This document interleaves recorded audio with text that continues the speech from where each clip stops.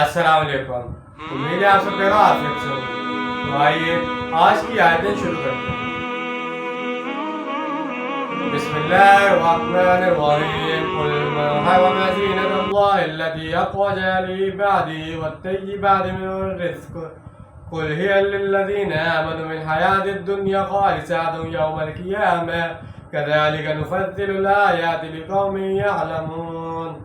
شروع اللہ کے نام سے جو بڑا مہربان نہایت رحم کرنے والا ہے۔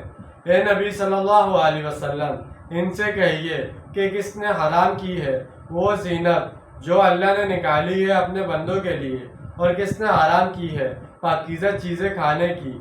آپ کہہ دیجئے یہ تمام چیزیں دنیا کی زندگی میں بھی اہل ایمان کے لیے ہیں، اور قیامت کے دن تو یہ خالصتاً انہی کے لیے ہوں گی۔ اسی طرح ہم اپنی آیت کی وضاحت کرتے ہیں ان لوگوں کے لیے جو علم رکھتے ہیں۔ دنیا میں رہتے ہوئے تو بے شک اللہ کے منکرین بھی اس کی نعمتوں میں سے کھا پی لیں، استفادہ کر لیں، مگر آخرت میں یہ تمام پاکیزہ چیزیں اور نعمتیں اہل ایمان اور اہل جنت کے لیے مخصوص ہوں گی، اور کفار کو ان میں سے کوئی چیز نہیں ملے گی۔ قل انما حرم ربی الفواحش ما ظهر منها وما بطن والإثم والبغي بغير الحق وأن تشركوا بالله ما لم ينزل به سلطانا وأن تقولوا على الله ما لا تعلمون۔ کہہ دیجئے کہ میرے رب نے تو حرام قرار دیا ہے بے حیائی کی باتوں کو، خواہ وہ علانیہ ہو اور خواہ چھپی ہوئی ہو، اور حرام کیا ہے اس نے گناہ کو اور ناحق زیادتی کو، اور یہ بھی حرام ٹھہرایا ہے کہ تم اللہ کے ساتھ شریک ٹھہراؤ کسی ایسی چیز کو جس کے لیے اس نے کوئی سند نہیں اتاری ہے، اور یہ بھی کہ تم اللہ کی طرف منسوب کرو وہ چیز جس کا تم علم نہیں رکھتے۔ بے حیائی خواہ چھپی ہوئی بھی ہو اللہ تعالیٰ کو پسند نہیں ہے۔ وَلِكُلِّ أُمَّةٍ أَجَلٌ فَإِذَا جَاءَ أَجَلُهُمْ لَا يَسْتَأْخِرُونَ سَاعَةً وَلَا يَسْتَقْدِمُونَ۔ اور ہر قوم کے لیے ایک وقت معین ہے، پھر جب ان کا وہ مقرر کردہ وقت آ جائے گا تو نہ ایک گھڑی پیچھے ہٹ سکیں گے نہ آگے کی طرف سرک سکیں گے۔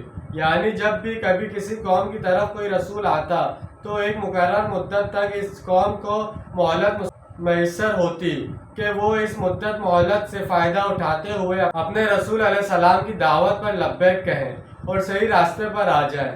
اس مقررہ مدت کے دوران اس قوم کی نافرمانیوں کو نظر انداز کیا جاتا اور ان پر عذاب نہیں آتا۔ حضور صلی اللہ علیہ وسلم کی بعثت کے بعد مکہ میں بھی یہی معاملہ درپیش تھا۔ اہل مکہ کو معیشت خداوندی کے تحت مہلت دی جا رہی تھی۔ دوسری طرف حق و باطل کی تھکا دینے والی کشمکش میں اہل ایمان کی خواہش تھی کہ کفار کا فیصلہ جلد از جلد چکا دیا جائے۔ اہل ایمان کے ذہنوں میں لازماً یہ سوال بار بار آتا تھا کہ آخر کفار کو اس قدر ڈھیل کیوں دی جا رہی ہے۔